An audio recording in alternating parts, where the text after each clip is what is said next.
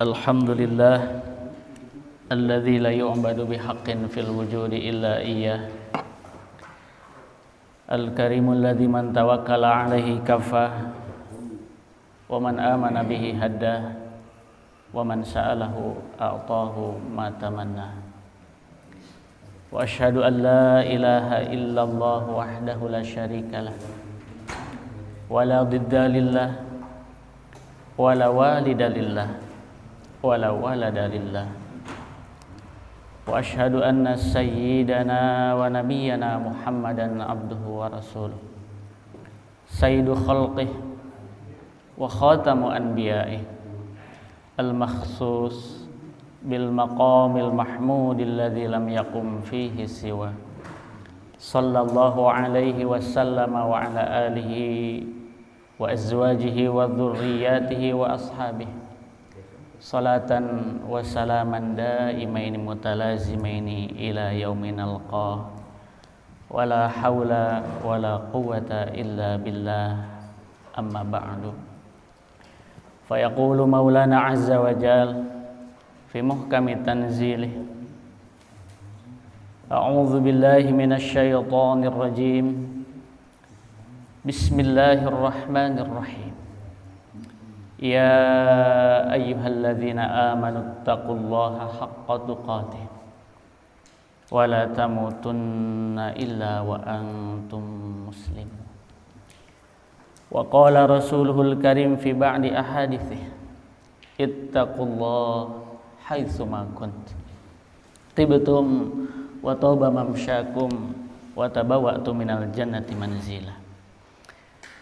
Hadirin hadirat kaum muslimin wa muslimat, alhamdulillah, puji serta syukur senantiasa kita panjatkan kehadirat Allah yang masih memberikan kepada kita nikmat panjang umur, yang masih memberikan kepada kita nikmat kesehatan, yang masih memberikan kepada kita nikmat keluangan, yang masih memberikan kepada kita nikmat kemudahan, nikmat ketaatan, nikmat keistiqomahan dalam iman, Islam dan juga ihsan, yang mudah-mudahan bisa kita jaga sampai akhir kehidupan.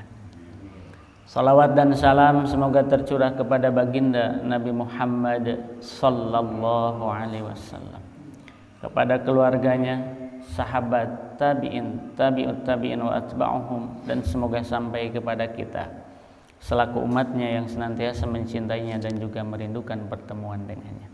Mudah-mudahan kita semua dan juga kaum muslimin dimanapun mereka berada, termasuk di antara golongan ahlu syafa'ah ketika nanti di hari kiamat, termasuk orang-orang yang mendapatkan kenikmatan asy-syafa'atul uzma yaumal qiyamah, ahlul khair fid dunya wal akhirah. Allahumma amin, amin ya rabbal alamin. Kita sudah masuk tanggal 21 Jumadil Akhirah, Rajab, Sya'ban, berarti kurang lebih 70-an atau 69 harian lagi kita akan menyambut bulan suci Ramadan. Mudah-mudahan kita semua diberikan umur panjang, diberikan kesehatan dan tentunya ketaatan, sehingga kita semua bisa sama-sama kembali memakmurkan menyambut bulan suci Ramadan dengan penuh kebahagiaan dan penuh ketaatan. Baik Bapak-bapak yang dirahmati oleh Allah Subhanahu wa taala, kita lanjutkan pembahasan kita dalam kitab Minhajul Muslim. Kita sekarang sampai pada Al-Faslu Al-Hadi Asyar fi Adabis Safar. Kita berbicara tentang adab, etika, norma, hukum yang berkenaan dengan kondisi seorang muslim ketika dia sedang melakukan perjalanan jauh atau yang disebut dengan safar. Islam ini agama yang sempurna, agama yang paripurna, agama yang komprehensif, agama yang universal, yang dari A sampai Z dalam kehidupan kita ada normanya, ada aturan mainnya, dan tidak dibiarkan satu kondisi, satu keadaan pun tanpa aturan. Al-muslimuna bisyurutihim. Jadi orang-orang Islam itu punya syarat-syaratnya, artinya punya ketentuan, ada hukum yang harus dipegang, termasuk dalam bab safar. Jadi kapanpun, dimanapun, dalam keadaan apapun, ya umat Rasulullah SAW harus mempunyai karakter, harus mempunyai kepribadian. Nah, di antara karakter kepribadiannya nanti akan nampak, akan terlihat juga ketika dia sedang melakukan perjalanan jauh. Al-muslim yara anna safar min lawazimi hayatihi wa daruriyatiha allati la tanfaqu anha. Sebagaimana yang kita ketahui bahwa bagi seorang muslim, safar, bepergian jauh itu di antara hal yang lazim. Di antara hal yang lazim, artinya yang pasti akan atau pernah dilakukan. Bahkan dalam kondisi tertentu, wa daruriyatiha, termasuk di antara hal yang prinsip, termasuk hal yang penting. Sebagaimana yang kita ketahui, haji, umroh, safar. Nah, jangan sampai ketika haji, safar niatnya benar kan di awal, tapi ketika di perjalanan dilakukan hal-hal yang tidak sesuai dengan aturan. Padahal di antara target tujuan haji itu kan pingin mabrur, kan gitu. Mabrur itu isim maf'ul dari kata albir. Sifat Allah min asmail husna albar, artinya kebaikan, datang dari yang maha baik. Nah, jangan sampai ketika punya niat baik tapi kok diselingi dengan perbuatan yang kurang baik. Nah, bagaimana bisa mendapatkan sesuatu yang baik kalau ada hal-hal yang tidak kurang baik dilakukan? Haji, umroh, wal ghazw, dalam kondisi tertentu harus melakukan peperangan kan. Wa talabul ilmi, menuntut ilmu, wat tijarah, kemudian perniagaan, wa ziyaratul ikhwan, mengunjungi saudara. Ini di antara hal yang pasti akan dialami oleh setiap kaum muslimin. Nah, kemudian ada hal-hal yang harus diperhatikan.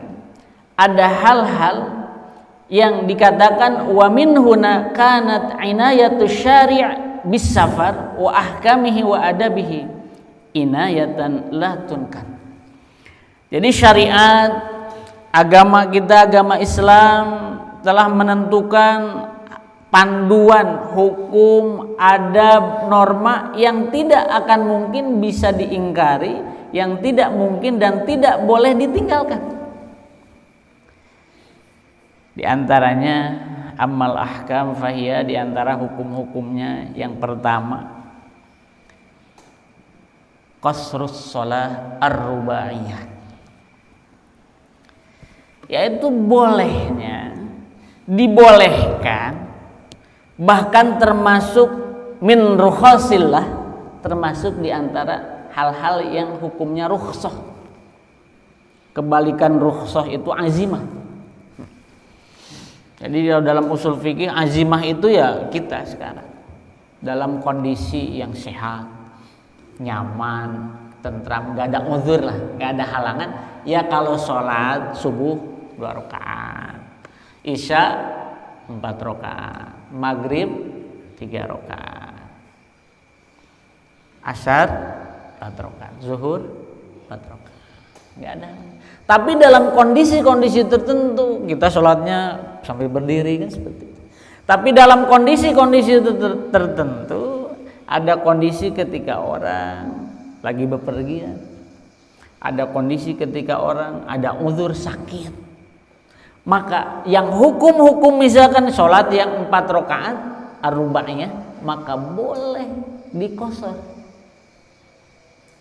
boleh diringkas, boleh yang asalnya 4 rakaat fayusolliha rakaataini faqat, bahasa boleh diringkas menjadi 2 rakaat. Illal maghrib, kecuali yang maghrib. Kalau dipotong setengahnya di berapa? 1,5. Ini setengahnya nyampe kemana? Makanya disebutkan ar-rubaiyah, artinya sholat yang 4 rakaat, yang 4 rakaat. Kemudian juga subuh, karena subuh sudah termasuk qasar. Dalam hukum tajwid kan ada yang disebut hukum mad, ada yang disebut hukum qasar. Sebenarnya qasar di sana itu panjang, cuman panjangnya 2 harokat gitu. Jadi batasan minimal panjang itu adalah 2 harokat. Makanya mad wajib mutasil 2 harokat, hukumnya qasar. Tapi kalau mad wajib mutasil, mad jaiz munfasil, mad hukumnya 4, 5 harokat. Ada yang sampai 6 harokat, mad lazim, itu seperti itu. Ini qasar. Nah, maka patokannya batasannya adalah 2 rakaat. Makanya kalau maghrib 1,5 ya jadi nggak bisa. Bingung juga nanti ya Pak. Baik, itu ar-rubaiyah. Baik, tapi yang perlu pertama-tama diperhatikan adalah makna safar. Jadi tidak semua misalkan bepergian yang seperti apa kan gitu ya. Nah, ada kaidahnya, ada yang perlu diperhatikan fi safar, yakni bi khamsi syara'id. Ada 5 syarat. Ada 5 hal yang harus diperhatikan dalam safar atau kriteria safar. Yang pertama adalah an yakuna safar fi ghairi ma'siyah. Hendaknya bepergian tersebut bukan dalam rangka kemaksiatan, tapi dalam rangka ketaatan. Emang Pak Ustadz ada yang orang jauh-jauh pergi untuk maksiat, berbuat tidak baik? Ada. Orang jauh-jauh pergi untuk ngebegal, kan gitu ya. Niatin apa? Sholatnya dikosor kan gitu. Nggak bisa. Tapi ada dalam hal yang sifatnya wajib, ibadah haji kan gitu ya, misalnya yang sunnah misalnya, atau diantara yang wajib selain ibadah yang mahdoh, yang langsung juga seperti apa? Tujuan safar untuk bayar utang kan itu. Perjalanannya jauh, yang sunnahnya silaturahim, yang mubah. Tapi kalau dalam rangka sesuatu yang sifatnya kemaksiatan, maka tidak berlaku. Ada begal, sholat dikosor, keren juga ya. Aduh. Baik, itu hadirin yang dimuliakan oleh Allah Subhanahu wa taala. Kemudian yang kedua, nah ini supaya tidak menjadi hal yang misalkan hal yang membuat kriteria safar jauhnya seperti apa. Nah, para ulama wabil khusus misalkan dalam mazhab Imam Asy-Syafi'iyah itu dalam kitab Fathul Qorib Al-Mujib misalkan diterangkan bahwa antakuna masafatuhu, jadi untuk menentukan dari sini ke Bogor safar enggak ya, kan bepergian. Misalkan dari sini ke Jakarta, saya mau dikosor. Di sini ke Tangerang kan mau dikosor. Maka ditentukan antakuna masafatuhu, kalau dalam kitab dikatakan sittata asyara farsahon, jarak minimalnya adalah sebanyak sejauh 16 farsah. 1 farsah itu 1 amyal, 3 mil. 3 apa? 3 mil. Jadi kalau dikali 3 kali 16 berarti berapa? 48. Pinter. Ahli akuntan ya. Hitung-hitungan mah jelas. 48 mil. Nah, 1 mil ini arba'atu alaf khutwah. sampai dijelasin sama para ulama. Jadi apa istilahnya 1 milnya ini kan tadi ada 48 mil. 1 milnya itu sebanding dengan 4.000 arba'atu alaf khutwah. Jadi 40.000 langkah kaki. Sampai segitunya. Kita udah pernah ngitung langkah kaki dari rumah ke sini berapa? Kan gitu. Ini ulama artinya sampai serius. Untuk bagaimana caranya memberikan pencerahan, menyampaikan ilmu, keterangan supaya diamalkan. Ya udah capek-capek kagak diamalin. Khianat terhadap ilmu. Nah, satu khutwahnya itu, satu langkahnya itu ya langkah kita. Salah satu akdam. 3 kodam kita itu ya ini ukuran telapak kaki kita. Berarti coba aja kita ngelangkah, itu ukurannya paling panjang langkah kaki normal ya, itu 3. Coba diukur, kalau nggak percaya berdiri. Nggak ada yang lebih dari itu. Kalau lebih dari itu buah kan gitu misalkan. Artinya langkah yang normal itu sampai di sini seperti itu ya. Berarti kalau 48 mil ya kurang lebih lah, paling akolnya sekitar 74 km kan gitu. Nah, mil lebih panjang dibanding kilo. Berarti sekitar 74 km. Meskipun nanti kan ini istilahnya ukuran di sini para ulama dulu pun ini khutwahnya, langkah kakinya langkah kaki orang mana kan gitu misalkan.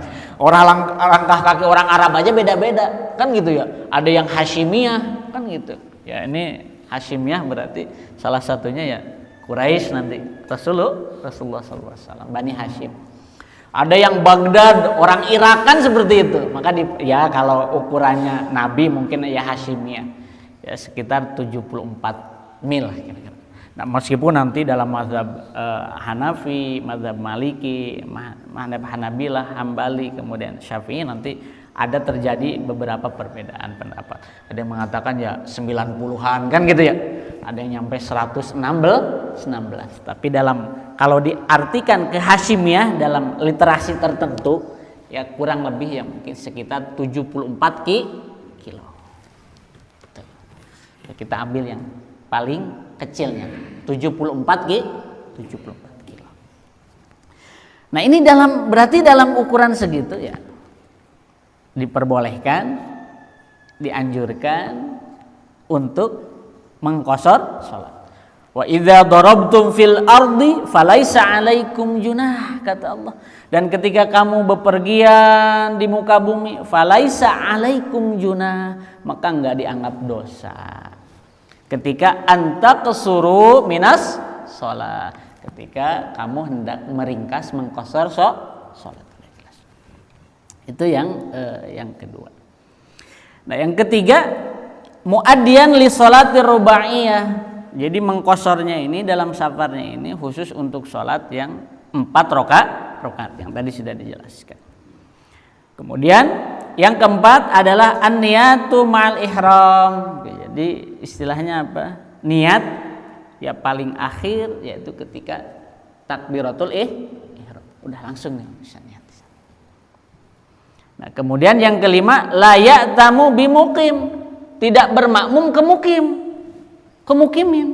Jadi misalnya kita sedang safar, kemudian kita sholat di masjid.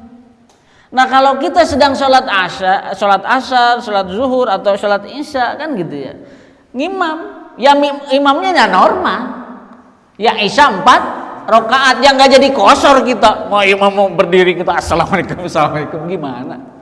Ju'ilal imam liyu'tam bih kan gitu ya, diangkat imam untuk diikuti, untuk ditaati itu sam'an wa ta'ah, didengar, ditaati.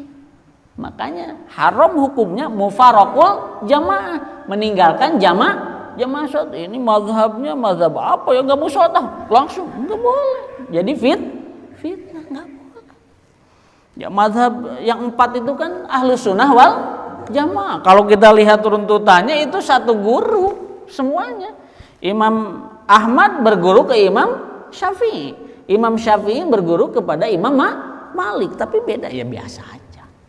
Itu menunjukkan keluasan ilmu. Jadi kalau orang luas ilmu itu hadirin yang dimuliakan. Jadi kalau misalkan bermakmum kepada yang mukim, maka ikuti yang mukim. Nah, kecuali kalau kita rombongan, kita sholat ya boleh. Sholat yang rubaiyah jadi sunaiyah. Jadi 2 rakaat. Itu 4 hal yang diperhatikan. Hadirin yang dimuliakan oleh Allah Subhanahu wa taala. Kemudian yang selanjutnya, apa juga yang yang dibolehkan ketika qashar? Ketika safar? Yang pertama ya qashar. Rasulullah juga mencontohkan kharajna ma'ar Rasul, kata Anas bin Malik radhiyallahu anhu. Kharajna ma'ar Rasuli minal Madinah ila Makkah. Kami keluar dari kota Madinah menuju kota Makkah. Berarti masih ada di Saudi dua-duanya.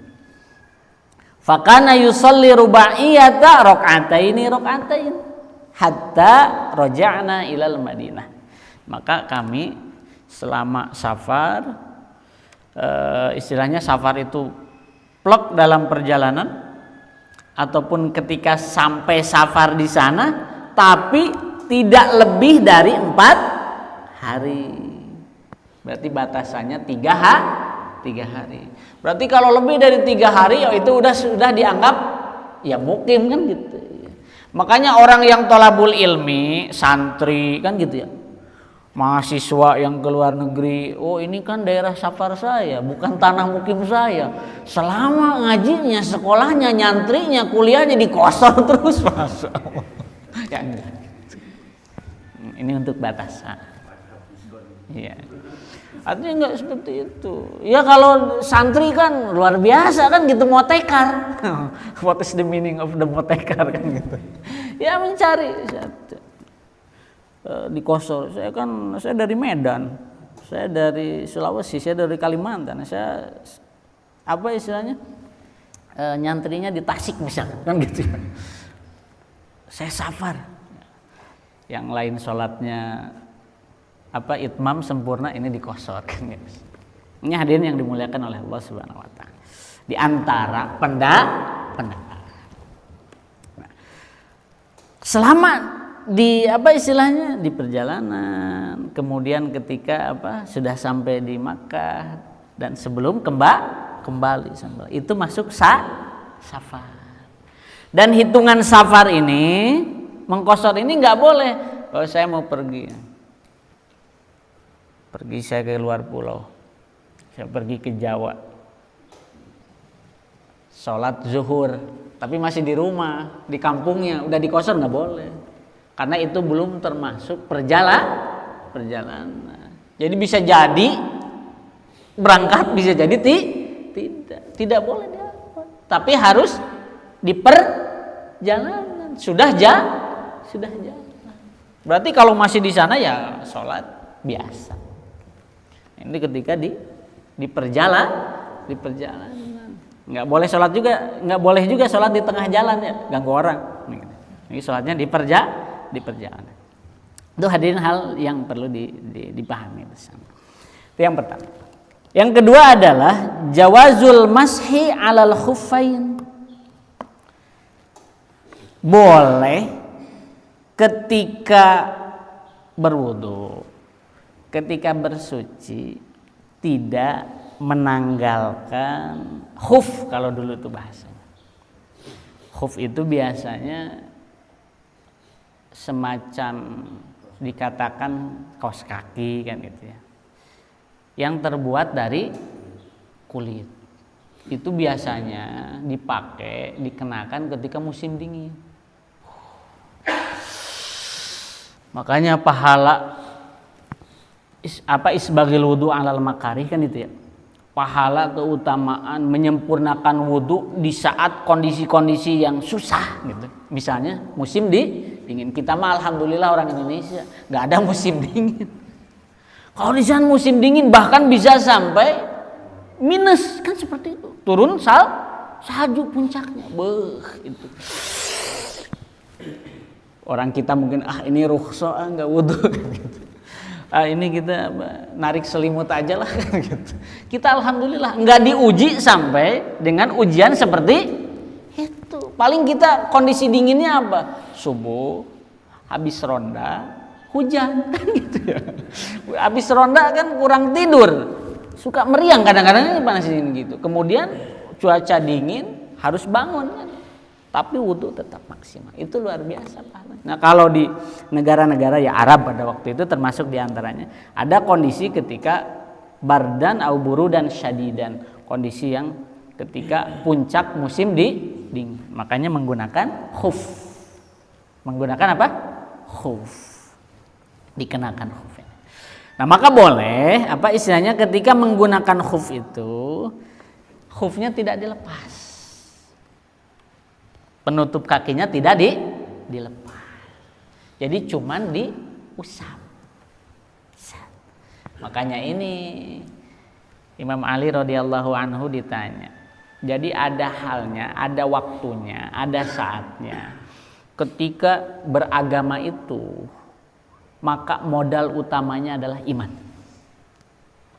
Modalnya adalah keyakinan, bukan logika, bukan nalar. Kata Imam Ali, kalau agama ini diukurnya, tolak ukurnya, parameternya adalah akal, adalah nalar, maka tentu yang diusap ketika mashul khufain adalah bawahnya, kan gitu ya. Pasti ketika diusap adalah bawahnya. Tapi ternyata yang dicontohkan Nabi dianjurkan adalah atasnya. Nggak usah nanya-nanya kan yang kotor bawah, udah lakukan saja. Meskipun para ulama yang memberikan ihtiyaton, memberikan panduan, ada beberapa kondisi keadaan, kehati-hatian. Ya kalau misalkan ternyata sudah pakai khuf, ternyata punggung kakinya ternyata ya untuk disentuh saja sakit juga kan ada kondisi. Ya boleh mengusap dari yang bawahnya. Islam. Jadi Islam ini enggak kaku. Islam ini tidak kaku. Islam ini luas. Nah, keluasan beragama, keluasan dalam bersikap ini sebanding lurus dengan luasnya ilmu. Jadi orang kalau luas ilmunya, luas sikapnya, enggak kaku. Tidak kaku. Ya kalau orang belajar silat aja kelihatan kan ya. Kalau udah tinggi mah luas aja kan gitu. Kalau yang baru belajar, kaku kelihatannya, agak berat aja. Angkat tangan aja kelihatannya berat, gimana menimpuk orang? Angkat tangan sendiri berat. Itu hadirin yang dimuliakan oleh Allah Subhanahu wa Ta'ala. Boleh. Itu boleh. Nah, ini pun ada beberapa hal yang harus diperhatikan. Nah, kapan boleh dianjurkan seperti itu? Ada beberapa hal yang harus dilakukan, yaitu an yakuna labsuhuma ba'da kamali thaharah. Artinya kalau kita mau menggunakan menggunakan penutup kaki itu karena kondisi uzur lah dan segala macamnya yang tidak mungkin bisa dilepas, harus dipakai. Maka harus terlebih dahulu dia bersuci. Ya wudu dulu misalnya kalau sudah bersuci. Nah, sudah bersuci baru pakai itu. Nah, ketika dia batal, nah boleh. Ketika batal, boleh. Berarti bagi kita pentingnya menjaga tohar. Pentingnya menjaga kesucian. Jadi wudu dulu, baru pakai. Karena memungkinkan kan di awal. Ya, kecuali memang kalau kondisinya memang dari awal sudah sakit. Kan ini bicaranya safar. Kan kondisinya bisa safar, bisa sakit yang boleh. Nah, kalau sakit ya semampunya. Bahkan nggak perlu ngusap kaki pun boleh. Yaitu apa? Hukum yang ketiga nanti tayamum. Oh, tayamumnya semua pingin sempurna apa? Sampai ke kaki-kaki. Udah aja jeblok-jeblokan sekalian. Gitu. Ini hadirin yang dimuliakan oleh Allah Subhanahu wa Ta'ala itu. Yang kedua, an yakuna, hendaknya kedua khufain itu, kedua penutup kakinya itu satiroini limahali ghuslil fardi. Hendaknya si penutup kaki itu, si khufnya itu memang benar-benar menutupi anggota wajib yang harus dicuci ketika membasuh kaki. Berarti nutup mata kaki sampai ke ujung. Nah, kalau misalkan ditutupnya karena misalkan apa? Karena mode misalkan. Makanya mode itu ya nggak boleh serampangan juga kan. Jadi mode ya harus yang syar'i lah kan gitu ya. Jangan mengorbankan syariat karena tuntutan mode zaman kan gitu. Istilahnya apa? Khufnya ujungnya dibolongin kan gitu ya. Ya kalau sarung tangan untuk naik motor ya boleh dibolongin kan gitu. Untuk akselerasi segala macam. Ya kalau kaki buat apain sih? Kan tujuannya juga untuk menutup. Nah itu makanya harus sempurna. Berarti kalau masih dibolong-bolong gitu ya buka aja. Harus benar-benar tertutup. Itu diantara halnya. Nah yang selanjutnya adalah mimma yumkin tatabul masyi alaihima. Jadi yang kondisinya adalah ketika apa istilahnya yang nggak bisa khufnya itu, penutup kakinya itu dilepas. Mungkin dalam kondisi ya darurat misalkan. Wah, pokoknya kalau dilepas pokoknya akan mador. Sakit yang tadi. Atau misalkan dalam kondisi misalkan lagi berhadap-hadapan dengan musuh kan seperti itu. Kalau gitu ambil kaki dulu lepas kaki dulu udah. Itu ada kondisi-kondisi tertentu. Artinya apa? Yang memang istilahnya si penutup kaki itu nggak buka lepas itu mas. Tapi terus-terusan dipakai, terus-terusan digunakan secara global, secara ringkasnya seperti itu. Nah, ini Rasulullah Shallallahu Alaihi Wasallam ja'ala lana Nabi Shallallahu Alaihi Wasallam salasata ayyamin walayalihina lil musafir. Nah, ini ada ketentuan. Jadi boleh bagi musafir itu untuk tidak melepas penutup kakinya atau khufnya ketika safar, tapi waktunya adalah 3 hari 3 malam. Berarti terhitung dari kapan? Ya terhitung dari batal pertama kan gitu istilahnya. Dari hari batal pertama itu terhitung. Wa yauman wa lailatan lil muqim, dan boleh juga bagi yang mukim, ini bukan yang safar, cuman waktunya hanya satu hari. Waktunya cuma 1 hari 1 malam itu boleh. Yakni filmas, yang maksud adalah ketika mengusap ini. Nah ini hadirin yang dimuliakan oleh Allah Subhanahu Wa Taala. Jadi jangan juga kita mempersulit diri. Nah dalam artian ya kita pun harus tarapti bahasanya kalau kata kiai. Ya harus tertib, harus benar-benar terukur, harus benar-benar terarah ketika mau melakukan perjalanan jauh. Semuanya harus dipersiapkan, bukan perbekalan saja yang kita bawa pakaian, ya itu wajib lah semua. Tapi kondisi kita yang harus menuntut, harus tetap taat, harus tetap takwa kapanpun dan dimanapun ini dipersiapkan. Kita kadang-kadang kan lupa yang persiapan yang duniawinya saja yang diingat. Tapi hal-hal seperti ini bersuci dulu kan seperti itu. Kadang-kadang udahlah. Nganggap gampang kan gitu, terlalu memudahkan urusan. Hadirin yang dimuliakan oleh Allah Subhanahu Wa Taala. Boleh. Kemudian yang ketiga seperti yang tadi dikatakan wa ibahatut tayammum. Jadi dibolehkan juga untuk tayamum bagi orang yang safar. Nah, di sini ada beberapa ketentuan. Ada beberapa syarat. Yang pertama adalah ada khamsu syara'id, ada 5 syarat. Yang pertama adalah bolehnya bertayamum ketika apa? Infaqadal ma, yaitu ketika tidak ada air.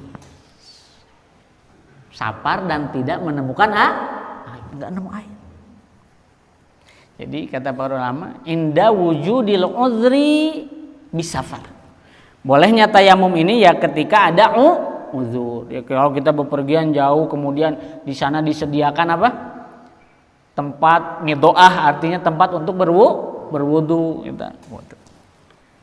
Silakan. Nah, ketika kondisinya tidak ada air, susah untuk apa istilahnya? Untuk mendapatkan air, syaqqa alaihi talabuhu, artinya susah dapetin airnya. Jadi misalkan kalau saya nyari air untuk wudu, kendaraan saya udah pergi gitu. Ya kan? Transportasi. Kendaraan sudah pergi. Jangan sampai terjadi nih. Saya pernah ngalamin langsung. Jadi sampai ditunggu, ini kemana penumpang satu belum? 10 menit, 15, sampai setengah jam. Ya kan, di kendaraan semuanya punya hajat. Bisa jadi ada di antaranya yang harus berobat cepat kan gitu ya. Karena banyaklah hajatnya. Harus pergi sampai tujuan tepat waktu. Akhirnya apa yang terjadi? Ditinggalin.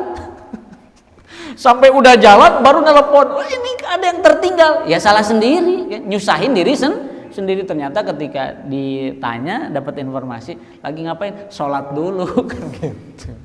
Sholat gitu. Padahal ada kondisi-kondisi yang nanti boleh dilakukan dalam kondisi tertentu. Salah satunya mengkosor sholat. Itu hadirin yang dimuliakan oleh Allah Subhanahu wa taala. Nah, boleh tayamum ketika apa? Ketika ada uzur. Salah satunya adalah ketika tidak ada air atau susah untuk mendapatkan air, tempatnya jauh, atau misalkan mohon maaf kalau misalkan airnya dikasih harga, dipatok harganya mahal, yang kalau kita beli itu nggak jadi safar, nggak bakalan sampai kita ke tempat tujuan karena perbekalan habis. Syaqqa alaihi talabuhu, artinya susah untuk mendapatkannya, mencarinya, tolabnya. Ya udah, berarti tayam. Wa in kuntum marda aw ala safarin aw jaa ahadum minkum minal ghaid aw lamastumun nisa falam tajidu ma'an fatayammamu sa'idan thayyiban. Udah jelas. Makanya ini perlunya ilmu, perlunya iman, perlunya keyakinan. Yang tentu pondasinya, modalnya adalah ilmu supaya kita makin yakin. Nah, yang kedua adalah dukhulu waktu sholat. Jadi tayamum ini dilakukan ketika sudah masuk waktu sholat. Ya, kalau sebelum waktu sholat belum masuk misalkan waktu sholat, ya bisa jadi nemu air kan gitu ya kondisinya. Bisa jadi dapat air. Ini udah waktu sholat, wah, kan gitu ya. Ternyata susah. Nyari jauh, sholat selesai kan gitu. Sudah masuk waktu sholat. Ya. Kemudian yang selanjutnya ta'adzuru istimalihi, susah untuk menggunakannya. Ini ada air Pak Ustaz, tapi untuk mendapatkannya, untuk menggunakannya susah. Uzurnya nggak bisa. Ya misalkan bisa sakit kan karena tadi nggak boleh kena air. Dan dalam kondisi yang lain yang dikatakan ya nggak mungkin lah dia untuk menggunakan air tersebut meskipun misalkan ada dan segala macamnya, maka boleh untuk menggantinya dengan tayamum. Yang terakhir adalah at-turabut thahir awit tahur. Nah, harus menggunakan apa? Menggunakan tanah yang suci, yang bersih. Tuh, ya bisa menggunakan, para ulama mengatakan aromal, misalkan bisa menggunakan juga apa istilahnya sesuatu yang dikatakan bahasa kitanya debu lah, debu yang suci. Misalkan debu yang apa? Yang menempel di dinding kalau tidak ada. Nggak boleh tayamum nanti ada tanah becek, tanah merah dibuat tayamum. Gimana itu? Yakin boleh misalkan apa istilahnya ke jidar, kalau para ulama bahasanya jidar itu dinding udah bersih semuanya. Tempat-tempat yang bersih. Nanti kalau misalkan di daerah tertentu ada batu besar kan gitu ya, yang terlihat gitu boleh di sana. Blok gitu ya. Untuk tayamum. Nah, kemudian yang selanjutnya, ketika tayamum ada beberapa hal yang harus diingat, ada faraid, ada hal-hal yang fardu yang tidak boleh dilewatkan. Ya niatlah yang pertama. Yang sudah pasti adalah niatnya. Ya niat mahaluha al-qalb, niat tempatnya di hati. Ya kalau misalkan dia nggak bisa bahasa Arab, dia nggak bisa ngucapin juga dengan bahasa Arab. Jangan-jangan karena nggak bisa niatnya jadi nggak tayamum kan gitu. Kembalikan niat itu tempatnya di hati kata ulama. Fala yushtaratu at-talaffudzu bihima, dan tidak juga disyaratkan menjadi syarat sah dengan mentalafudkan ya bismillah. Itu yang penting niatnya untuk tayamum ya. Nawaitu tayamuma listihabatil as-sholati lillahi ta'ala. Niat tayamum ya supaya dibolehkan untuk sholat boleh. Kalau nggak bisa ya misalkan ya sudah cukup dalam hati bismillah saya mau tayamum. Ya. Yang kedua adalah mashul wajh. Karena ini dalam urutan juga adalah mengusap wajah. Nah, mengusap wajah ini yang nggak boleh disamakan seperti mengusapnya dengan air. Jadi sampai kena ke sini kan gitu ya. Kalau air kan seperti itu, sampai semuanya masuk kan gitu ya. Sampai semuanya masuk kena ke bilas air. Ya kalau pakai debu semuanya digituin ya. Artinya yang kena memungkinkan secara adat dengan usapan tangan telapak tangan. Kan gitu. Semuanya sudah. Nah, nanti yang ketiga baru mashul yadain ma'al mirfaqain, yaitu mengusap sampai apa istilahnya? Sampai siku. Meskipun ada yang berpendapat yad mengusap sampai pergelangan. Nah, untuk sempurnanya mengusap sampai mirfaqain. Usap sampai mirfaqain. Nah, nanti bagaimana caranya? Ya udah, kita misalkan ditempelkan bismillah. Kan gitu ya. Jarinya dirapetin. Dirapetin, kemudian ke muka. Nah, kalau lihat kondisinya, debunya ini tebal, boleh ditiup dulu, baru lihat kondisinya. Nah itu kemudian yang kedua sudah muka, kemudian apa? Templokin lagi. Tapi jarinya sedikit dibuka. Yang pakai cincin lepas dulu kan gitu ya biar semuanya kena. Pokoknya yang pakai jam tangan lepas dulu. Santai aja. Enggak usah tergesa-gesa. Nah, udah baru seperti itu. Nah, nanti yang kiri ditempelin ke atas kan gini ya. Terus tarik ke sini, tarik ke bawah, semua sampai kena kan gitu ya. Nah, nanti giliran. Di sini seperti wudu aja kan gitu ya. Sampai wudu kan sampai bersih ya semuanya. Ke sini kemudian tarik ke bawah sampai ke sini, diginiin kalau para ulama nanti sampai sempurna gitu. Nah, setelah itu ya berdoa sama seperti doa ketika sudah wudu, sudah mandi. Jadi hadirin yang dimuliakan oleh Allah Subhanahu wa taala, mashuhuma bidorbatain kata ulama ya. Istilahnya membasuhnya dengan 2 kali tepukan. Artinya yang pertama mungkin tepukan untuk wajah, kedua tepukan untuk tangan. Udah itu. Simple ya. Simple. Itu tayam. Nah, kemudian yang selanjutnya yaitu kalau misalkan rukhsatul fitri fi shaum. Boleh juga ketika berpuasa, misalnya puasa wajib ya. Puasa wajib untuk membatalkan atau dalam artian enggak puasa lah. Muftir itu artinya tidak puasa. Shaim itu orang puasa. Makanya ketika ada orang ngajak ribut lagi puasa, bilang, "Ini shaim, saya puasa." Nah, kebalikan shaim itu disebut muftir, artinya orang yang enggak puasa. Nah, makanya di sini al-fitri, makanya hari raya ketika tidak puasa disebut Idul Fitri. Nah, maka boleh. Faman kana minkum maridun aw ala safarin fa iddatum min ayyamin ukhra, kan itu ya. Arti kata boleh membuka puasa, membatalkan puasa dalam ungkapan apa? Fa iddatun artinya diulang, diqada di hari yang lain. Nah, bahasa ini adalah bahasa kesimpulan setelah meninggalkan puasa, yaitu dengan diqada. Meskipun secara lafadznya enggak dijelaskan di sini boleh muftir kan gitu ya. Tapi ada kalimat apa? Fa'iddatun artinya mengulang, mengqada di hari yang lain. Itu hadirin yang dimuliakan oleh Allah Subhanahu wa taala. Nah, kemudian yang kelima, kita sampai jam berapa? Oh, bentar lagi aja. Ini ada satu poin lagi. Yang kelima adalah jawazu sholatin nafilah ala dabbah haitsu mattajahat. Jadi boleh sholat di atas kendaraan. Mungkin bahasa di atasnya di dalam kendaraan. Ya kalau dulu memang di atas kendaraan karena onta. Karena kuda kan gitu ya. Iya. Cuman jangan dipersepsikan di atasnya itu sambil berdiri. Kan gitu.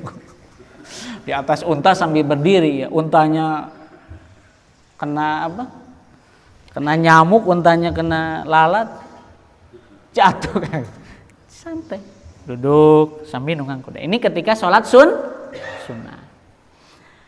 Nah, kemudian bagaimana kondisinya? Misalkan kalau sekarang kan kita berkendara tidak naik kuda, tidak naik onta. Oh, berarti sekarang lebih enak.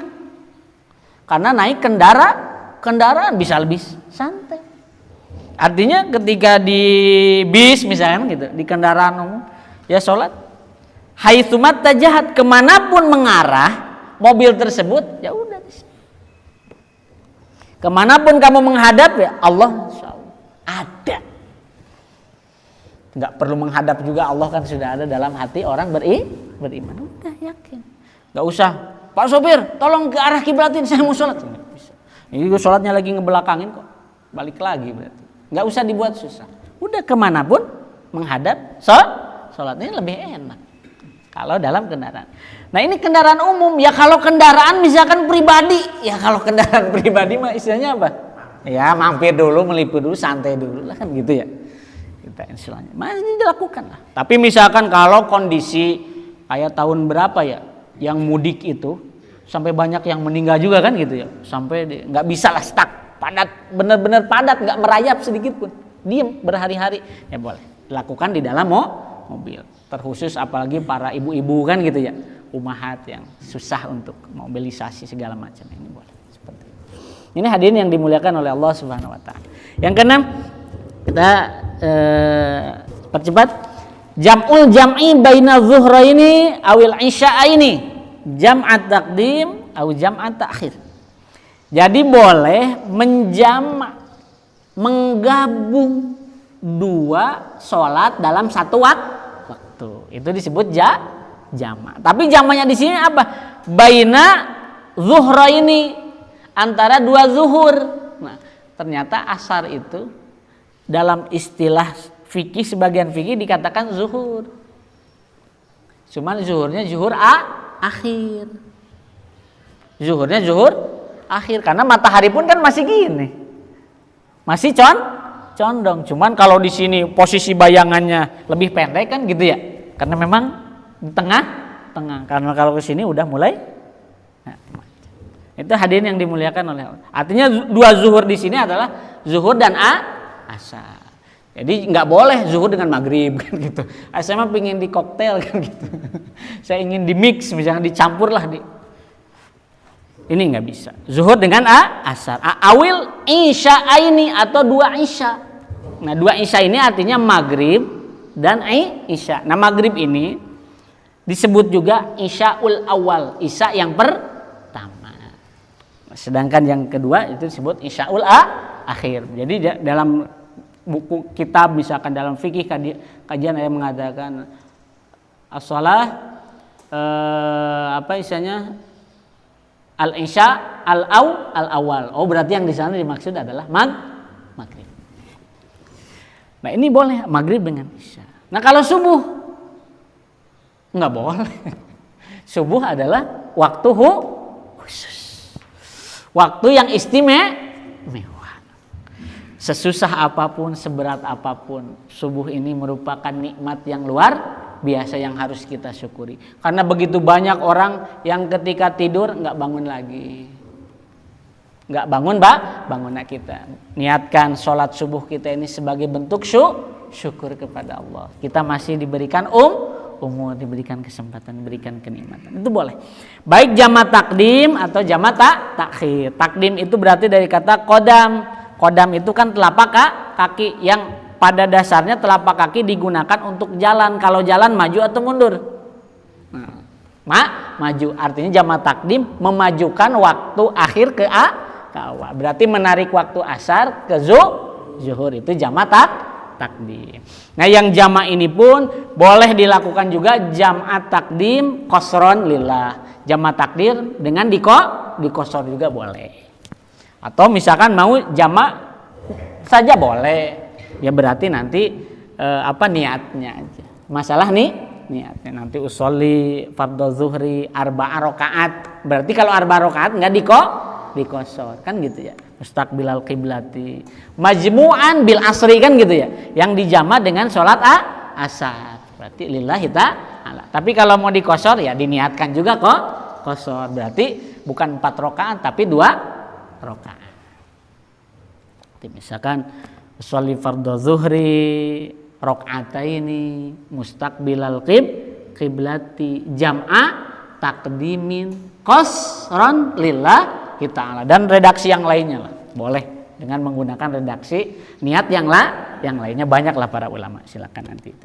Nah, ini hadirin yang dimuliakan oleh Allah Subhanahu wa taala. Jadi ketika bepergian, ketika safar, ittaqullah haitsuma kunta. Bertakwalah kepada Allah, taatlah kepada Allah kapanpun, dimanapun, dan dalam kondisi apapun. Nah, terkadang kaum muslimin suka meremehkan, menganggap memudahkan urusan lagi perjalanan safar, nggak dipersiapkan untuk bagaimana melakukan ketaatan ibadah-ibadah yang seperti itu. Nah, bagi kita semuanya mudah-mudahan ini bisa kita amalkan, bisa kita jadikan sebagai landasan, sebagai pegangan bahwa ketika kita safar ya yang harus dipersiapkan juga adalah masalah ketaatan untuk ibadah. Jangan istilahnya karena bepergian jauh nggak sholat kan gitu ya, sampai itulah ya bagaimana pusat mau sholat ketika mukim aja nggak pernah sholat kan gitu ya. Jangan sampailah seperti itu.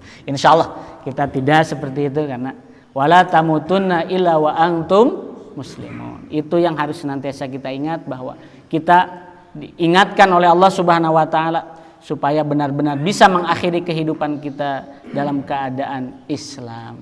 Islam dalam artian taat kepada Allah, melakukan semua amal-amal ibadah, perintah-perintah Allah dijalankan, larangan-larangannya semua ditinggalkan. Wallahu a'lam bishawab, wallahul muwaffiq ila aqwamit thoriq. Jika ada yang ingin ditanyakan boleh. Bismillah. Assalamualaikum warahmatullahi wabarakatuh. Jadi saya ngalamin dan ada beberapa kali kejadian, karena ketika sholat kita niat qasar itu, kita sedang sholat, tiba-tiba ada yang nolek di belakang, padahal dia sholatnya sholat zuhur gitu. Nah, ini bagaimana bisa itu? Iya. Yang pertama, wallahu a'lam. Yang kedua, kalau dicolek jangan nengok, ngapain? Ya sholat aja kita lurus. Sholat aja kita lanjutin. Adapun orang yang ikut aja nggak apa-apa. Jangan juga bilang kita sholat stop, jangan. Enggak, sholat aja. Karena setiap orang dengan niatnya, dan bahkan ada misalkan ya apalagi itu kita lagi sholat sunat misalkan gitu. Orang mau sholat wajib, udah dia dengan niatnya, kita dengan niat kita. Innamal a'mal bin niat. Pernah dulu ada sahabat di zaman Nabi SAW. Ini orang ngaji ke Nabi. Sampai akhirnya ikut sholat bersama Nabi. Sedangkan dia adalah imam di kampungnya, gitu. Sampai akhirnya orang-orang di kampung belum pada sholat, karena nunggu beliau. Akhirnya bagaimana? Sholat lagi. Itu disebutnya tabarruan, sholat yang sifatnya sebagai bentuk kebaikan ya nggak apa-apa. Nah, artinya dalam 2 kali sholat wajib saja kan seperti itu misalkan, jam itu dibolehkan dengan niat tabarruan. Atau dalam artian misalkan seperti ini, banyak para ulama yang istilahnya mengambil istinbat hukum keterangan. Jadi boleh kita juga saya mau sholat istilahnya ya sholat, tapi nggak mau munfarid, nggak mau sendirian, ngajak ke teman meskipun dia sudah sholat ya, kalau dia ada waktu kan gitu ya, ada kesempatan boleh nemenin dia, ayo dia, tapi dia jadi makmum dalam kondisi seperti itu boleh. Jangan Allah ngapain lo? Udah kan gitu. Kan banyak seperti itu. Gini terus sampai gerak ke depan kan gitu ya. Gitu itu enggak boleh. Langsung aja. Iya kan gitu. Nah, kemudian ya dia konsekuensinya berarti harus ngikutin imam sampai selesai nanti lanjutin. Wallahu a'lam bishawab. Ya, silakan. Baik, kalau tidak ada kita sama-sama akhiri pertemuan kita dengan doa. Astaghfirullahaladzim, astaghfirullahaladzim, astaghfirullahaladzim, astaghfirullahaladzim alladzi la ilaha illa huwal hayyul qayyum wa atubu ilaih. Li wa li walidayya wa li jami'il muslimina wal muslimat wal mu'minina wal mu'minat al ahya'i minhum wal amwat min jami'il ma'asi wal dhunub wa la hawla wa la quwata illa billahil 'aliyyil 'azim. Al-Fatihah. A'udzu billahi minasy syaithanir rajim. Bismillahirrahmanirrahim. Alhamdulillahirabbil alamin.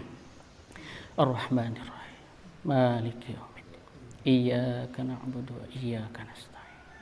Ihdinas siratal mustaqim. Siratal ladzina an'amta 'alaihim ghairil maghdubi 'alaihim waladdallin. Rabbighfir lana wa liwalidina wa lijamil muslimin. Amin. A'udzu billahi minasy syaithanir rajim. Bismillahirrahmanirrahim. Alhamdulillahirabbil alamin. Hamdan syakirin, hamdan na'imin, hamdan yuafi ni'amahu wa yukafi'u mazidah. Ya Rabbana lakal hamdu kama yanbaghi li jalali wajhikal karimi wa 'azimi sultanik. Allahumma salli wa sallim wa barik ala sayyidina Muhammadin wa ala alihi wa sahbihi ajma'in. Rabbana zalamna anfusana wa illam taghfir lana wa tarhamna lanakunanna minal khasirin. Rabbana ighfir lana wa liwalidina warhamna warhamhum kama rabbawna shighara. Rabbana hab lana min azwajina wa dhurriyyatina qurrata a'yun waj'alna lil muttaqina imama. Allahumma inna nas'aluka ridhaka wal jannah wa na'udzubika min sakhatika wan nar. Allahumma inna nas'aluka al huda wat tuqa wal afafa wal ghina. Allahumma ighfir li ummati sayyidina Muhammad. Allahumma arham ummata sayyidina Muhammad. Allahumma astur ummata sayyidina Muhammad. Allahumma jbur ummata sayyidina Muhammad. Allahumma aslih ummata sayyidina Muhammad. Allahumma shfi ummata sayyidina Muhammad. Allahumma hfaz ummata sayyidina Muhammad. Allahumma arham ummata sayyidina Muhammadin rahmatan ammatan ya rabbal alamin. Allahumma ighfir li ummati sayyidina Muhammadin maghfiratan ammatan ya rabbal alamin. Allahumma farij an ummati sayyidina Muhammadin farajan ajilan bi rahmatika ya arhamar rahimin. Rabbana atina fid dunya hasanah wa fil akhirati hasanah wa qina adzaban nar. Allahumma amin. Wa sallallahu ala sayyidina Muhammadin wa ala alihi wa sahbihi wasallim. Wa bi fadli subhana rabbika rabbil izzati amma yasifun. Wassalamun alal mursalin. Walhamdulillahi rabbil alamin. Wal afu minkum wa jazakumullahu khairan katsiran. Wallahul muwaffiq ila aqwamit thoriq. Assalamualaikum warahmatullahi wabarakatuh.